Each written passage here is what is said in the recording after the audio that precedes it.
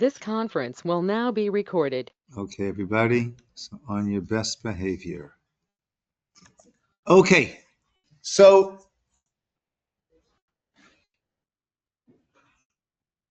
one of the issues that I think every thinking, feeling, sensitive person feels and struggles with is when we have why do bad things happen to good people, right? Right? There's a lot of suffering in this world. There's a lot of difficulties, a lot of challenges, and they are heartbreaking. And many people often feel, well, how could God allow these things to happen, right? And on one hand, the person is saying, oh, the God world must be Shangri-La. And the Shangri-La means this paradise. And this world is not a paradise. How could it be a God world? So one thing I like to always point out is if you want to know what a God world looks like, the first place to look at is the God book, right? The Bible, right? The best-selling book of all time, right? So look in the Torah. And does it speak about a world of paradise, of Shangri-La? Or does it speak about a world with challenges and good decisions and bad decisions and the repercussions of those decisions? So the God book does not describe a God world, a world of paradise, of no struggles, of no issues. On the contrary, I mentioned a number of times, the guy who gets a free pass to a spa day, right? And he's so excited, and he's thinking, oh man, I'm gonna be relaxed by the pool. I'll have a nice pina colada, right? It'll be fantastic, right? And he walks into the spa, but instead of turning to the left, he turns to the right, and he goes into the exercise room. And he sees people there sweating away, red, puffing on the treadmill and trying to push some iron. And he goes, what is this over here? Right? And that's the mistake that we make, that we confuse. There are two stages towards a human being's existence. There's the physical existence and there's the spiritual existence. There's the olam hazeh, there's this world, and then there's the next world. And when people expect this world to be paradise, they're making the wrong turn in the spa over there. They're confusing. But another factor to keep in mind is an example I like to give. Imagine you've got a 2,000-page book in front of you, and you randomly open it up to page 1047, and you read 12 pages. You get to page 1058, and you stop reading because that's all you see. And you say, oh, this book doesn't make any sense at all. Why is this person doing that and that person doing this? And obviously, if you've missed the first 1,000 pages and you haven't yet seen the next 980 pages, so guess what? It's not going to be clear to you. That's not a reflection on the author. That's a reflection on your ability to understand when you are looking at a small snapshot of a much, much greater picture. Now, many people think that reincarnation is alien to Jewish thought, and that's not part of our traditions. However, right, Judaism actually does believe in reincarnation, right? Typically, it's associated with the Far Eastern religions, but it's very, very much a part of Jewish thought, and it really should not be so surprising, right? As we'll see from the first couple of sources, right? We certainly understand and believe that a soul, a living soul, enters a living soul enters a body, a physical body, and is there during the extent of our life, of our physical life. And then once the body dies, then the soul lifts off and continues on its journey. So the idea of having a soul entering a body is very, very, very central to the idea of Judaism. Take a look at source number one. Let's go to the source of sources. Let's go to Genesis, Bereshit. The Yitzar Hashem Elokim et Adam, God formed humankind. Afar min Adama, and that was the dust, the earth from the ground. Vayipach ba'apav nishmat chayim, and he blew into his nostril this neshama, this soul, this nishmat chayim. Vayiha Adam lenefesh chaya, and as such, Adam became this nefesh chaya, this living, fully living being. So we understand that there is the physicality and there is the soul. And I've mentioned a number of times a book by a Dr. Moody, right, of life after life. And Dr. Moody is non-Jewish and was a non-believing, a non-religious, non-believing person. But through his work as a doctor, he encountered many, many situations of people having these near-death experiences when they were proclaimed dead and then they were resuscitated. And they all, not all, but those who recounted, and he put together this gathering of all these different ideas and the commonalities that they had, that they felt themselves lifting off their body and observing what was happening from above, looking down. In many cases, that when they were clinically dead, at that point, someone walked in and did or said something and then walked out. And then the person was revived, and yet they knew exactly who walked in, what the person said, what the person was wearing, etc. So certainly very central to our belief is this idea, again, as central as it gets, the beginning of Bereshit, the beginning of Genesis. We have Hashem blowing into the nostrils of Adam this nefesh chaya, this neshama, this soul. The Medrash on that says, source number 2, Vayipach b'apav nishmat chayim bara gufo min haaretz v'nafsho min hashamayim. The body was physical from the land, and the soul was, the spirit was from the heavens. Ubishat mitato, and at the time of death, chilek haaretz choser laaretz. The part of the land goes back to the land. The chelek hashamayim choser l'shamayim. And the heavenly spiritual part returns up to the heavens. That is the psukim. And Kohelet, Ecclesiastes, written by King Solomon, Shlomo Melech, Vayashuv afar la'aretz kishahaya. Right, Ecclesiastes, right? Kohelet is Hevel Havalim, right? How life, right? If we view it in a simple physical manner, it seems to be so futile. Vayashuva aret afar ala aretz. The afar, the physicality, will return to the land, kishahaya, as it was. Varuach tashuv el elokim asher natana, and the spirit will return to God, asher nitana, who gave it. Therefore, if, as we see, this idea of a soul going into a body for a period of time and then leaving that body, if that is so central to Judaism, so then it shouldn't be surprising that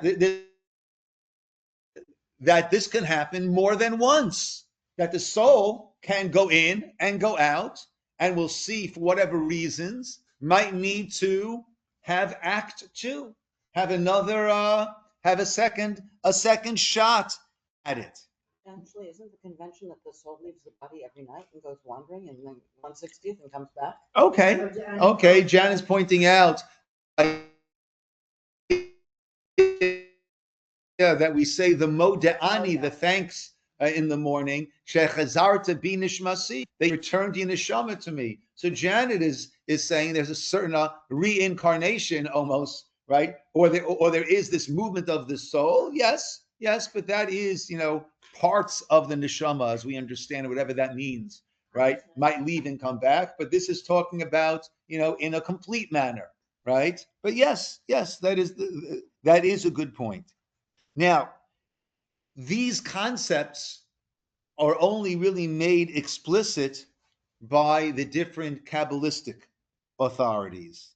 And we'll see some of them, right? We'll see some quotes from the Zohar, from Ramchal, from Moshe Chaim Lutzato, from Ramban, and from the Arizal. So those are the ones who speak about it. Actually, the Arizal, we'll see a part of it either this week or next week. He has a Sefer HaGilgulim. Gilgul is the Hebrew word for reincarnation. Gilgul is to roll back, legalgel, right? And he has a Sefer HaGilgulim, and he speaks there about fascinating connections and who was a Gilgul of that and who was a Gilgul of who, right? So this is certainly a serious part of our belief system. It shouldn't be surprising that it is, being that we believe in a very, very essence that the soul comes in, and when the body dies, the soul leaves. Right? One of the reasons why we, Basil can attest to this, why we drive all of the cemetery people a little bit crazy, is because in the non-Jewish world, the person passed away. Okay, put the body into the fridge, and the funeral will be, in 3 weeks' time, right? And by us, right, we go to all lengths to have the burial as quickly as possible. And the reason being this, not Gilgal idea, but the reason being this idea that the soul is only fully released once the body has been properly returned to the ground from where it came, right? And that is why we are. It is so tragic and so troubling that the ideas of cremation have crept into the world of many Jewish people, because that does not allow for the proper release and return of the soul to continue on in its journey. I had a situation where a person was very, very, very detached, not hadn't had speaking terms with one of their parents, right, for decades and decades and decades, and this person was very torn, because this person did not want to sit shiva, right, upon the demise of this parent. Did not want to do anything. Did not want to have people coming and saying, "Oh, so tell me about your," whatever it was. I didn't say anything, right? Tell me about your parent, and right, and he just didn't want it, didn't feel it, and I conferred with one of the major poskim halachic deciders, Rav David Cohen, and in that situation, this parent had decided to be cremated. And that made it easier from a halakhic point.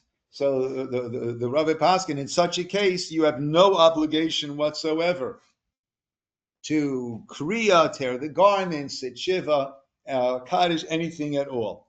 Now, in situations where a person does get cremated, right, I would still encourage the family to say kaddish and do these different things. We're talking about an obligation over there. You still want to do whatever you can for the sake of that neshama. But that is why it is so abhorrent, this whole idea to us, because that doesn't allow for the release. Yes. Where does it say that the body has to be buried in the earth? In the older times, bodies were buried in caves. Okay, that's And even if you're cremated, which I'm terrified and against it, it still becomes the dust. yeah, but it's not for us. So, It's not for us to destroy that body, right? It's for us, right? The whole process that we have a whole tahara process, which is a cleansing of the body and the beautifying of the body, not falsely beautifying like the funeral parlors with makeup and and a deck of cards in their hands. That's not what we go for, right? But to cleanse the body, to wash the body, cleanse the body, and to dress the body in the burial suit, right? So that is something that we do. Now, the pasuk. Well, first of all, keep in mind that burying in a cave is fine. That's in the earth, right? And actually, right now in Israel, one of the major cemeteries is Har Menuchot, which is right when you're first coming into Yerushalayim. You see it on your right over there.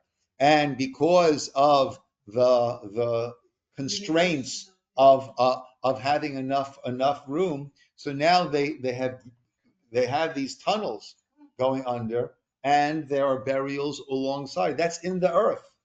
That is fine. We don't. We don't. We no. Against cremation, yes. Cremation. Yes, absolutely. You don't destroy the Yeah, Ciner. absolutely. Okay. Now there is. I'm sorry, Leah, question? You were talking about people being buried in tunnels, but in Tel Aviv, in Holon, they're actually being buried in drawers because there's no more It's like a mausoleum. soil. So they have these huge walls, Yeah. drawers. Yeah, that's a mausoleum. That's like here too. Yeah. Is it allowed?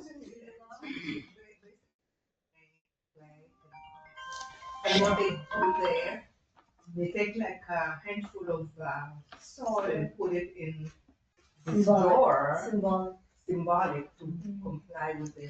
Okay. I'm not sure. I know that when I first moved to California and I dealt with my first funeral here, I was very, very surprised to see the concrete. What's it called, Basil?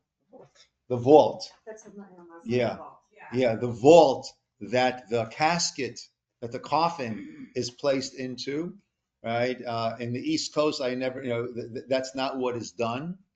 And I immediately made some phone calls to say, like, what's going on over here, right? And the concrete is right. What is concrete? Earth. Earth, right? So therefore, right, we do when I do a funeral, we do put some earth on top of the coffin inside that what will then be covered as the vault, right? And it's also open on the bottom, right? Is that just us or that's everyone? No, that's got three holes. Everyone? Does that? Not for everybody. I'm sorry? Not for everybody. Not Oh. Asian. Just for the Jews. For the Jewish burials, the vault has three openings on the bottom. Well, so we are connected to the ground. We are connected to the ground, but concrete is considered to be. So I'm not. I'm certainly not a posek, and I don't want to weigh in. I'm sure if that's what's being done in Israel in some of the official government, so then it's being done under the auspices of the Rabbanut, I would imagine. Yeah. Yeah. So I'm sure. Yeah.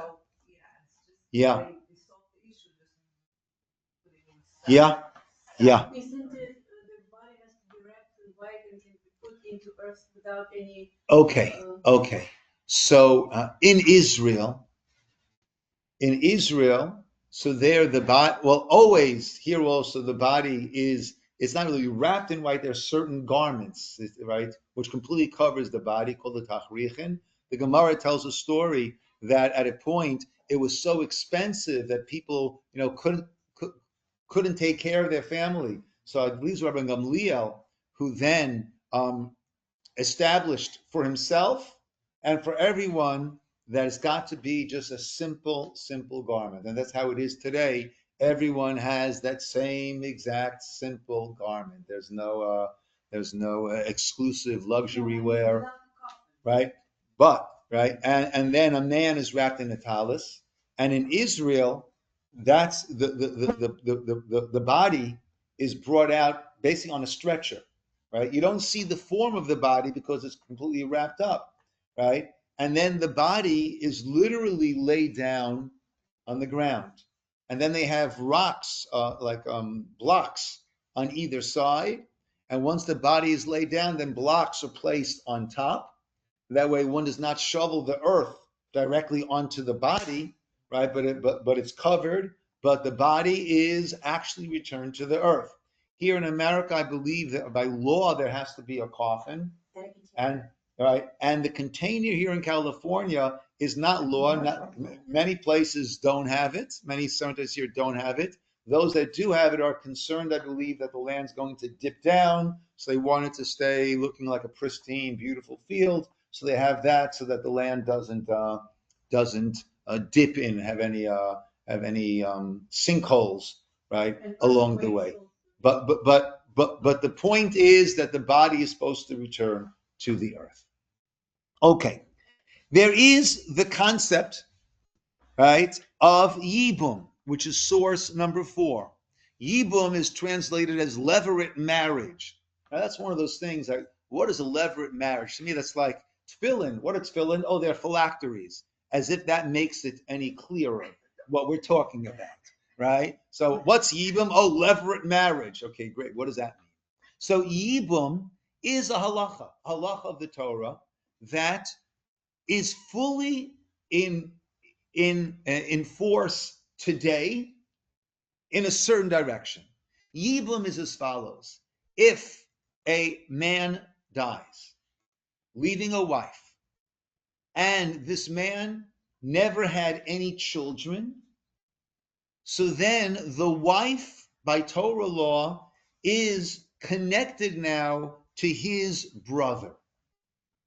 And either the brother marries her, called Yibum, or the brother goes through a process called chalitza, which we'll discuss in a few moments, which severs the connection between the widow and her late husband's brother, and then she is free to go marry anyone that she would want.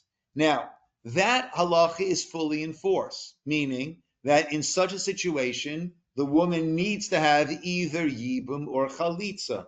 We don't do yibum these days, at least amongst the Ashkenazim. We don't do yibum these days, and that is because of an interesting aside.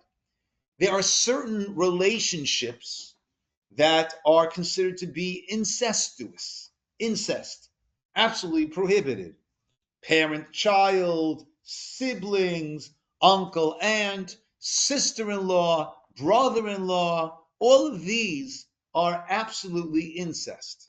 However, here is a case of a sister-in-law that in a certain situation, it becomes mutar, it becomes permitted, right? Because if a man died leaving children, right, none of his brothers is ever allowed to marry his widowed wife.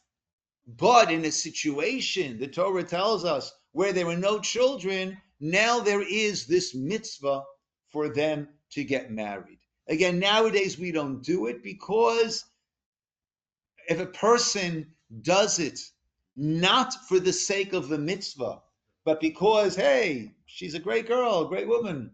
Yeah, I really love her. We know each other for decades. Let's get married. If he's doing it for that reason, then it's considered almost re-entering that realm of the incest. It's got to be just for the sake of a mitzvah. And with the nature of our relationships today, we don't want a couple to get married unless they really like each other. unless they're in love with one another, right? So nowadays, we have chalitza is done in those situations.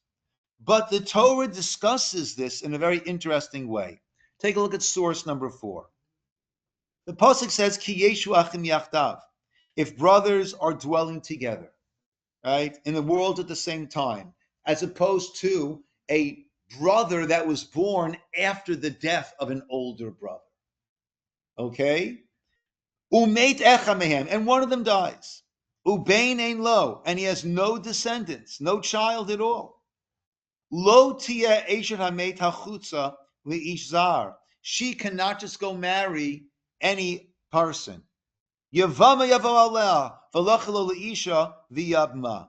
Rather, the yavam, the brother-in-law, shall be with her, take her as a wife, and perform this yibum. V'haya, and it will be habechor asher teleid yakum al shem achiv hamet. Okay, there may be halacha that are right, but the simple reading of this is the child that will be born from this union of the widowed wife and her late husband's brother, yakum al shem achiv. Not that he needs to be named the same name, but that person will succeed in the name of the one who died. Lo yimachesh shemo miYisroel, and his name will not be blotted out from Israel. Now, the simple understanding, the general understanding, is that as we believe that a person, once they leave this world and they no longer have real free will or free choice, then they can't further themselves in that world of Olam Haba, in that paradise world. Whatever they've done, they've done. Whatever they didn't do, they didn't do. Right? One of the ideas of Shabbat. Shabbat must be a lesson that we need to learn on a weekly basis. That's why we have Shabbat every week. So one of the lessons of Shabbat is exactly this. By Shabbat, what happens? We prepare, and then stop. Shabbat begins. Whatever's been prepared, you have. Whatever you didn't prepare, you can't prepare anymore. And that's really a lesson on life. Life is a time to prepare, do, and then stop. At a certain point, we can't do anymore. Whatever you've done, you've done. Whatever has been left unfinished has been left unfinished. So the idea, but if a person left things in this world that are doing because of that person, then that is a continued engine for that person for additional merit even in the next world. So that could be children, that could be institutions that the person supported that now are continuing to go even after their demise. So the idea on the simple level of Yibum is that this is an opportunity to do the ultimate chesed, the ultimate kindness for the deceased husband, brother. In that person has not left any legacy, anything in this world to continue to do. And therefore, through this Yibum marriage, the child is considered to be the spiritual progeny of the late brother. And therefore, it's the epitome of chesed, of kindness, that you're giving that person a foothold, so to speak, here in this world. That's the simple understanding. And with that, we can understand the seemingly bizarre, but actually not in the least, process of chalitza. If they're not going to get married, then we said there needs to be a ceremony that separates them and allows her now to go and marry whoever she might choose to. That process of chalitza is that he removes his shoe and she spits and we say this is what should be done to a man, shelo yibaneh beit achiv, who will not build the house of his brother. It seems very bizarre, but let's understand it. The shoe houses the lowest part of the body. The body houses the lowest part of the soul. Therefore, removing of the shoe represents a soul which has no, for lack of a better word, foothold here in this world. So they had the opportunity to give this late brother husband a shoe, a foothold, an essence, an existence here in this world. And they chose not to do that. They removed the shoe. Now, when you see something that is an act that someone who could have helped someone else and decided not to help, someone who was in full need of help, no one else could help but them, and they decided not to. When we see something that's repulsive, what is our almost knee-jerk automatic reaction? You spit. Ugh, ugh, ugh, ugh. That's what's happening over there. So that is the basic understanding. That is the simple understanding of what happens with Yibum. However, on that, the Zohar takes it a step further. And source number 5. The Hai Ihu Raza de Gilgul. The Zohar says this is the secret of reincarnation, of Gilgul. The son born to the husband's brother from his deceased brother's wife, it's not simply a spiritual continuity of the late brother husband, but is a reincarnation of the deceased brother. Meaning, if that brother needs to have a reincarnation, then that is the Gilgul. That is the reincarnation. I put a bunch of people on hold. So now, Leah, I think you were first. Just gave an answer to my question. Okay. I was about to ask you that you Okay, that's why I put people on hold. Yes, Chaya. I had two. So number one, that's what Ruth and Boaz did, correct? Yes, Kinsman yes. redeem- the That was kinsman Yibum. redeemer is another 100%. That was thing. Yibum. Yes. And then, okay, so if there's from where comes the understanding that the Zohar is putting forth? Where does the Zohar get this from? No. If let's say so, the brother marries his late brother's widow, and they have a child. Who determines? They go to the rabbi. Who determines if that child is going to be reincarnation because the brother who passed away? Who determines it? We don't determine anything. Who knows? God determines it, and we're not necessarily privy to that. But do they give him the late brother's name? No, they could, but that's not the issue over here. Okay.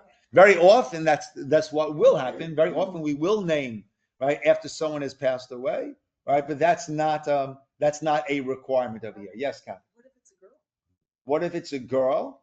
Still, Okay, so that, because they say son, so I was just Yeah. like, that means just child in general? yeah, Or what if it's a the child born Okay, will the be child. the spiritual progeny, or maybe even the Gilgul. Yeah, or maybe even the Gilgul. Yes. How is it decided which soul enters what body? Uh, Whose parents? I don't make that decision. That I can tell you for sure. That's a God decision. That's a God decision. Yeah. Yes, Dove. With that same concept, the son who's still here, his misfit points are going The brother? Huh? The brother who's here? No. Talking about in general from the concept that if you're here and you're the son of somebody who passed, your misfit points are also going there. Yeah. That's I always tell people when someone dear passes away. Yeah, all the good things that you do will serve as that merit. Yes. So, in this case, if the, it just has to be no child. If the deceased brother and the wife had a girl child, then. Correct. It's no Okay. children whatsoever. And then the other thing is, so the new child from the levirate marriage, at a certain point, does that child say Kaddish for the deceased brother? Since it's spiritually No, because you don't say Kaddish for an uncle. But I thought we said that. Yeah. spiritually It's a father. spiritual progeny. It might be reincarnation. Yeah, but when it comes to practical halacha, we go very practical. As we said, who knows which soul went in there? I certainly don't know. None of us know, right? So in harsh, in plain practical sense, this is that was his late uncle, right? If the spiritual progeny, reincarnation, that's already Zohar, that's already right. But in terms of plain halacha, that was his uncle. One does not say Kaddish for an uncle. So then after his father, so theoretically his father would be saying Kaddish for his brother. Correct. But after his father dies and there's not that relationship to say, would he then say both for his father and his uncle? No, he'd say for his father. Oh, okay. Yeah. Okay. So we cannot choose, the soul cannot choose what couple they want to be a child born in. They never choose. Though actually, going back to Bereshit, right? So when we had Yehuda's sons, Onan, and Shelah, right? This is in the beginning of Bereshit over there. Married a woman named Tamar, right?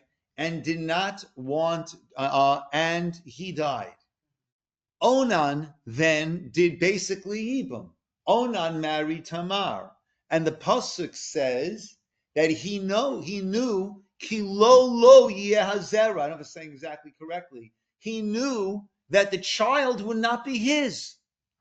He knew that the child born from him and Tamar would not fully be his child. Why? Because of this very concept that we're talking about over here. He knew that this would be the spiritual progeny of his late brother, and therefore he took means that even while they were engaged in intimacy to ensure that she would not become pregnant. Right? So there in the Torah also we have this idea of the child being considered the spiritual progeny, Janet, not in terms of saying Kaddish, but the spiritual progeny of that late brother. Another situation, right? Source number 6 in Shemot, Exodus. There we are told, Poked avon avot al banim va'al shileshim va'al ribeim. I keep in mind the transgression of the fathers for their descendants to the 3rd and 4th generation. Okay? That is the pasuk. And the commentators struggle with that pasuk because we also have the concept that everyone is just responsible for themselves. Their father was a tzaddik, was very righteous, and they were not. It's not going to help them. Their father was not righteous, and they are. Whatever the father did will not be held against them, right? So what is this that Apoket Avot, I keep in mind the transgression of the fathers for their descendants to the 3rd or 4th generation? So most of the commentators, Rashi actually brings this on in his Perush's explanation on the Torah itself. That's talking about when they are holding on to the ways of their father, when they are repeating that and continuing that. So then that becomes a cumulative issue. That's how Rashi explains it. Rabbi? Yes, Steve. Isn't there a source for that? Because there's the word lisonai, which gives you license to interpret it as for those who go in the ways of their evil ancestors. Fair enough. Yeah, that's a good point that you're making, Steve. He said if the pasuk says, right, lisonai, right, to those who hate me, so that is a God speaking, to those who hate God, so to speak. So then that is an indication that these descendants, these third or fourth generations, are following in the not so illustrious footsteps of their grandfather, whoever it might be. Yes. However, the Zohar takes this to a whole different level. And he writes as follows in source number 6. Ilana Chada, right? Aramaic to Hebrew, Aramaic has an aleph at the end of the word, and you drop the aleph, and very often you have the Hebrew. So those who speak Hebrew, Ilana Chada becomes Ilan Chad, which is one tree. The In Saviv, which was planted Chada, once. Utrain Zimnin, or twice. Utlat Zimnin. Another Aramaic to Hebrew trick is Tuf becomes a shin. So Talat just became Shalosh, right? Utlat Zimnin, 3 times. Va'arba Zimnin, 4 times.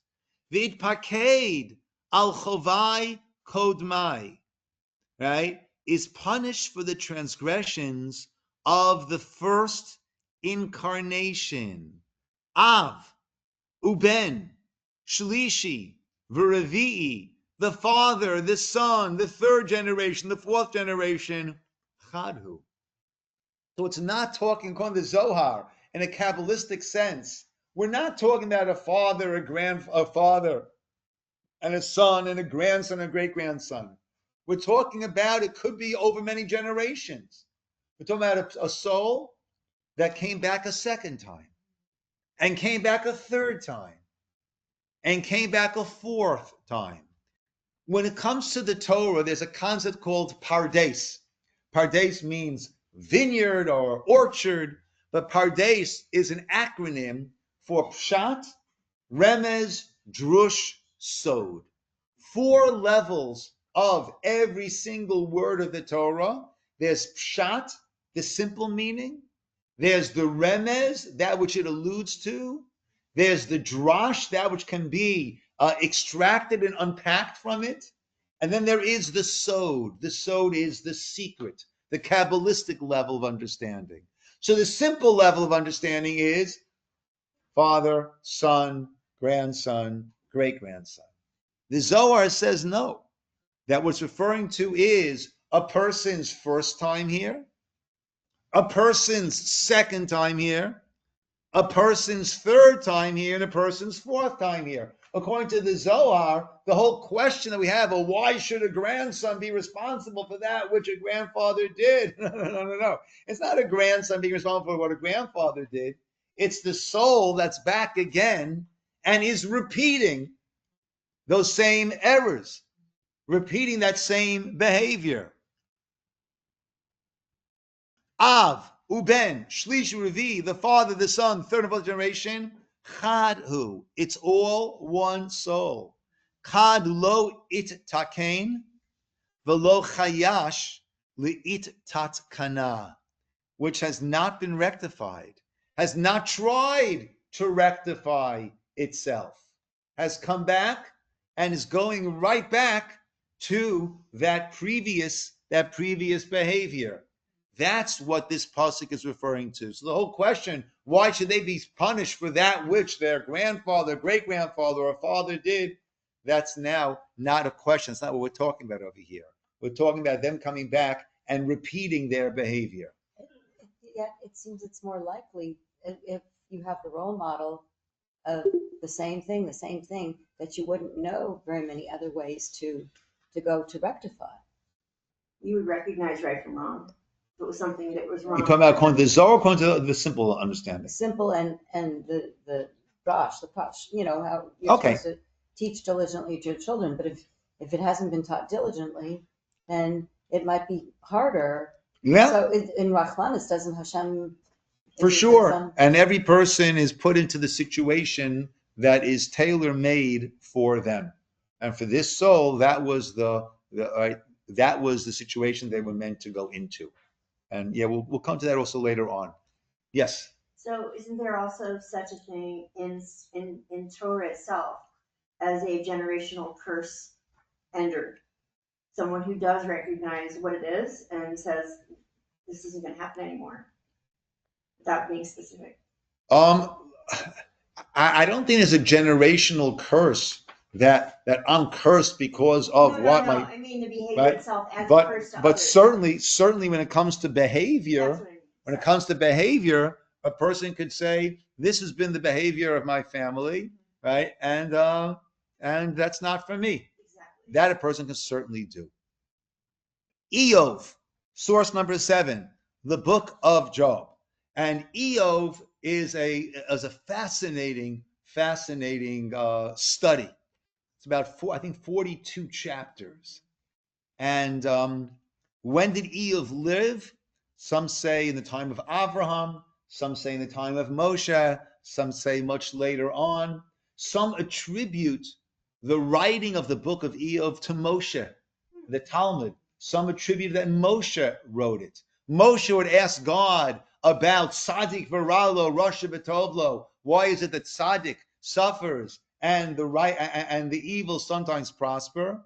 So some say that Moshe is the one who wrote this about this Eov fellow, but going into all of this, Eov was a person who was fabulously wealthy and super righteous, and everything was taken away from him, his wealth, his family, and he is bemoaning, he is wailing, and the whole book is, well, starts off with his 3 friends who come, and they're held, they're not praised, because instead of comforting, they were kind of lashing out at him, blaming him. And then Elihu comes, and he is speaking to the point, and ultimately God comes at the end, right? Fascinating. And basically says, where were you when I did A, B, C, D, E, F, G, etc., many times through the alphabet, right? And therefore doesn't give him an answer, but basically says, you're not going to fathom me. Now, during one of these conversations, we have Elihu coming, and that's source number 7, where he says, Hein kol eila yif'al kel. All of this Hashem does with a person. Shalosh im gever, right? 1, right, 2, 3 times, right, with a person. Pa'amayim shalosh, sorry, im gever, 2 times, 3 times with a person. Lahashiv nafsho mine shachat leor ba'or hachayim, to bring back his soul from the grave to bask in the light of the living. So, and this gives us, right, a sense, right? This is God's compassion that he will do to take him from the grave. Now, shachat is a term for the grave, but shachat could also mean, I'm sorry? No, shachat, shin chet taf, right? Lashchit, right? Which is like destruction, right? So this is a way of giving a person another chance at this unfinished business, okay? And that will lead us to section 2, which we'll need to do next week, which is the purpose of creation. Once we can understand from a Jewish point of view, from a Torah point of view, our understanding of the purpose of creation, then we can understand very simply the purpose of reincarnation. And the reason that I use that term, our understanding of the purpose of creation, because we can never fathom God and why God did certain things. But God did share with us through the Nevi'im, through the prophets, through the Torah, and through the Torah Shebichtav, and the Torah Shebal Peh, the written Torah, the oral Torah, transmitted to Moshe on Sinai, and passed down through the generations. God did share with us an understanding for us in why he created the world. And therefore, that's all we can go for. So we can't say, this is why God created the world. What we can say is this is an understanding that we've received in why God created the world. And I think that that's an important It's nuanced, but it's an important point. It grates against me when the question is asked, or there's a question asked, and the answer is no. It's not the answer is, right? And explanation could be, could be. It's not the answer is, come to me, the repository of all wisdom, and the answer is, no, right? A possible understanding is this. It might be true. We hope it's a true understanding. And there might be other layers and other understandings and other layers of understanding. So when we come to the purpose of creation, that is that which was shared with us as a purpose of God's creation. But I wouldn't want to say that that is the purpose of creation. That's a purpose that was shared with us, and we will work with that next week. And once we have an idea, an understanding of that purpose of creation, then the purpose of reincarnation flows very, very easily and very simply from that. Thank you very much. Okay, good. So next week we will continue with this. We'll see reincarnation, how many weeks it will take us. It takes us 3 or 4 different Whatever it times is. to go through. Yeah. I'm happy to hold on. If anybody wants to take it home, we're welcome to. Otherwise, I'm happy to hold on to it, and I'll bring it, have it for next week. Is it every 1,000 years is reincarnation? Sorry? How soon? Like my son passed away, right? Your sister. So does that mean we're going to see them in our lifetimes? Somebody else recognize them? Look, we like to look at it that the person is asking in the warm embrace of God in the world to come. Sure. So in my mind, I don't go towards who you. No, I don't mean that. That would be crazy making. Yeah. Yeah. That would be conspiracy theory. No, I just meant like. I meant in the random sense. Once So again. Years ago, my son had a dog and gave it up. We ran into the dog, ended up she's on a farm helping children with disabilities in a program. It was very random, and I wondered, based on that, like you get a little glimpse here and there, but I didn't mean literally like Bob's back. It wasn't. I didn't mean like that. Sorry. No idea. No idea. You could pass me those if you don't mind, David. The sheets. Thanks. I'll see if that I've got one. That's why I could wait. Have you moved back into Irvine, or you? Yeah, but I live at the other end of Irvine. Okay, not too far. Irvine's not that big. No, it's not. Welcome. I'm Janet. Pardon? I'm Janet. Hi, I'm. Nice to meet you, Roger, and this is David. I And, don't remember names. oh, I don't remember. sorry. Terrible, but I don't remember. Okay.